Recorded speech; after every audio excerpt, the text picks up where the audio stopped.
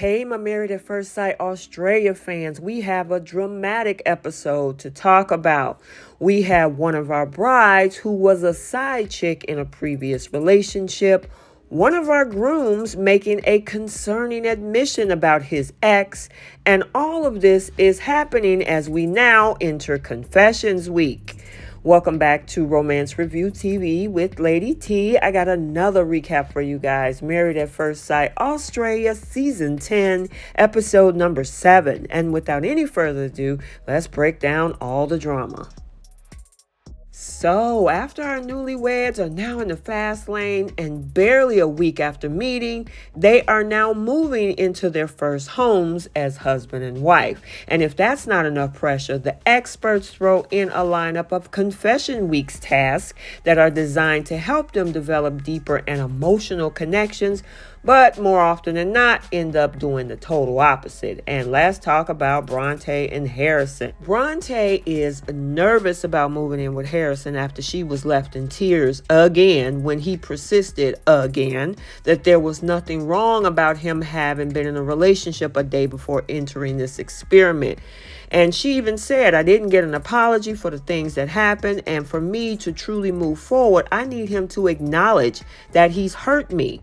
But Harrison has other ideas and thinks that a miniature cake will smooth over things with his wife. Bronte asks for an apology for making her cry. Harrison is dumbfounded, and it was a total of 3 minutes after they move in together. Harrison moves out into his separate apartment, and Harrison believes that the only way for him and Bronte to work things out is for the experts to hold her accountable.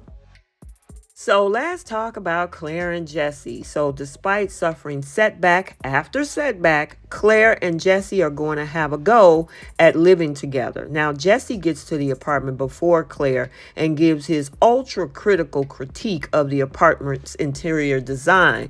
Now, Jesse loves the Japanese fighting fish artwork hanging on the wall and thinks that they're very symbolic of his and Claire's relationship. Now, he doesn't like that the decor will likely give Claire a lot to talk about. And in hopes of turning over a new leaf, Claire and Jesse decide to write letters to each other where they must reveal a deep secret about them. According to Claire, the letter writing task was exactly what they needed. And even Jesse admitted that the letter has brought them closer together and they can see each other objectively. Claire's a loud person, but she's trying to connect and not trying to piss him off, according to Jesse. But could this be a fresh start for these two? We got to continue to watch. So let's talk about one of our favorite couples, Alyssa and Duncan. Now, while the letter worked wonders for Claire and Jesse, it kind of put a highlight on some problems so far with the perfect couple, Alyssa and Duncan. Now, in the whole spirit of this task, Alyssa decides to tell Duncan something that she's not proud of, which could change his perception of her. What could that possibly be? Well, the news leaves Duncan shell-shocked. So Alyssa revealed that she was the other woman in a 6-month affair with a married man. And even though he was shocked, it's nothing that he couldn't handle, because after he learns a bit more about the context of Alyssa's past relationship, he did reassure her that it doesn't change how he feels about her. So order is restored and Alyssa and Duncan are back on track to having their happily ever after.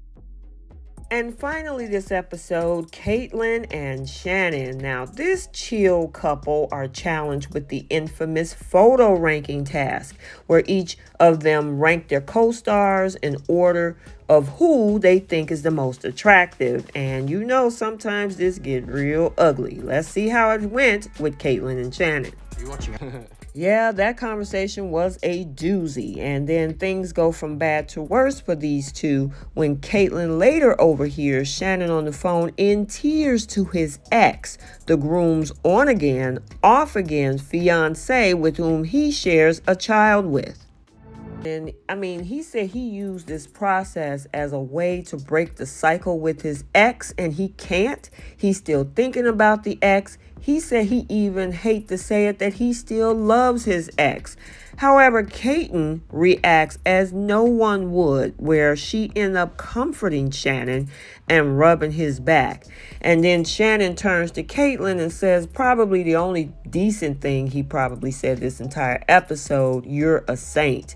Shannon, if you're still not over your ex, why are you even here?